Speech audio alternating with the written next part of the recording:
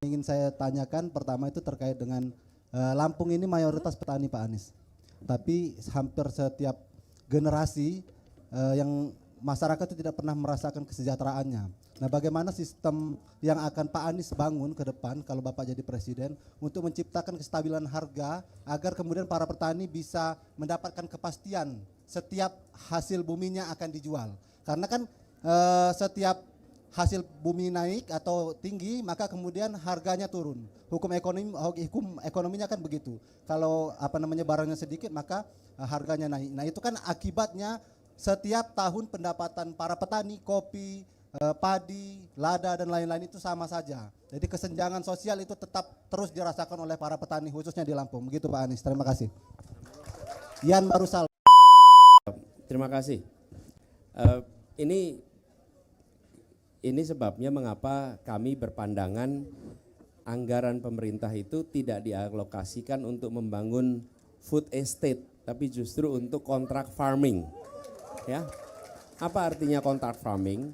Kontrak farming itu bukan mengontrak petani sebagai buruh, bukan.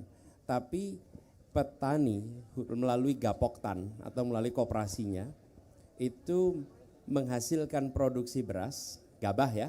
Kemudian ada pembeli yang memiliki kontrak kerja selama tahun yang disepakati. Kami pernah mengerjakan itu, ya Ijur, di Jakarta. Jadi kami di Jakarta itu kan nggak punya sawah, tidak punya produksi beras. Jadi kami bekerja sama dengan Gapoktan, dengan koperasi, kerjasama kontrak 5 tahun, disepakati range harganya. Paling rendah berapa, paling tinggi berapa, selama 5 tahun. Nah, dengan adanya kontrak itu, petani itu menanam dengan rasa tenang. Karena dia tahu sudah akan ada pembeli. Dan kami di Jakarta tidak khawatir karena kami tahu kami akan dapat pasokan dengan harga yang range-nya sudah disepakati.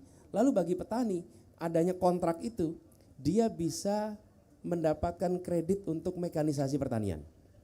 Dan dia bisa ke bank BRI unit desa, kalau sampai perlu pinjam punya kontrak tuh bahwa akan ada yang membeli dengan harga yang sudah disepakati. Jadi kontrak itu menenangkan petani, menenangkan juga bagi kami yang membeli.